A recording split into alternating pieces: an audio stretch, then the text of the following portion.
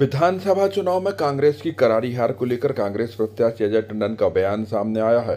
उनका कहना है जनता का निर्णय स्वीकार है, लेकिन ईवीएम मशीन का निर्णय स्वीकार नहीं है। उन्होंने ईवीएम मशीन की विश्वसनीयता पर सवाल उठाए हैं तथा इसको लेकर उन्होंने पत्रकारों से चर्चा करते हुए क्या कुछ कहा, आइए सुनते हैं। जनता ने जो निर्णय दिया वह स्वीकार है। हम लोग जनता के सेवक हैं। राजनीति में जनता की भलाई के लिए, जनता के काम करने के लिए आए हैं। जो निर्णय दिया वो स्वीकार है, जनता का निर्णय स्वीकार है, लेकिन ईवीएम मशीन का निर्णय स्वीकार नहीं है। ईवीएम मशीन में मैनिपुलेशन है, यह बात आम जनता कह रही है और पूरे प्रदेश की जनता कह रही, छत्तीसगढ़ की जनता कह रही, राजस्थान की जनता कह रही। मशीन में मैनिपुलेशन करके आज भाजपा सत्ता में आई है। जिस तरह से भाजपा की जीत हुई है पूरे प्रदेश में, अधिक मतों से हुई है, इसको लेकर क्या कहें?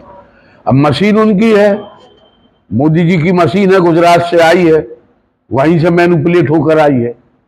हर बार कांग्रेस ये आरोप लगाती है कि मशीन में मैनिपुलेशन है, लेकिन जहां जीत जाती है वहां ये बात नहीं उठती है। जैसे तेलंगाना में जीत हुई, इससे पहले आपकी उत्तराखंड में जीत हुई है, उसके पहले पंजाब में आप पार्टी की जीत हुई है। हाँ तो ठीक है ना। अब क्योंकि सामने लोकसभा का चुनाव है, वहां नहीं किया होगा। यहां तो आम मतदाता बोल रहा है ना कि हमने तो इनको वोट ही नहीं दी, फिर इनको इतनी अधिक वोट कहां से आ गई। तो हम तो आम जनता की आवाज को मानेंगे, आम जनता की बात को सुनेंगे। और मशीन में मैनिपुलेशन है, आप कैसे चैलेंज करेंगे कि ईवीएम में गड़बड़ी है? हाँ यही तो बात है ना।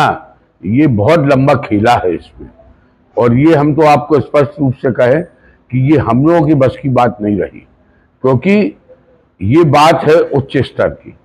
और जब बड़े बड़े विकासशील देश, अमेरिका जैसे देश, जब बैलेट पेपर से चुनाव कराते हैं, और हर पार्टी तो कह रही है कि बैलेट पेपर से चुनाव कराइए, फिर आप बैलेट पेपर से चुनाव कराने में क्यों पीछे हटते हैं?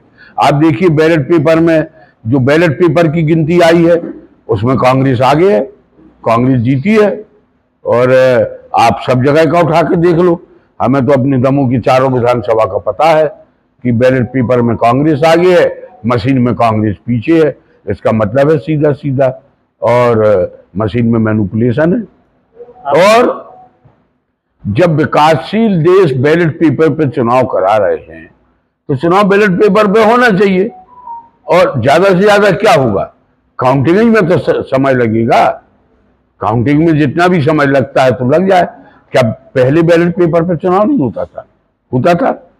एक दिन की जगह एक रात और जगना पड़ेगा, लेकिन निष्पक्ष चुनाव तो होगा।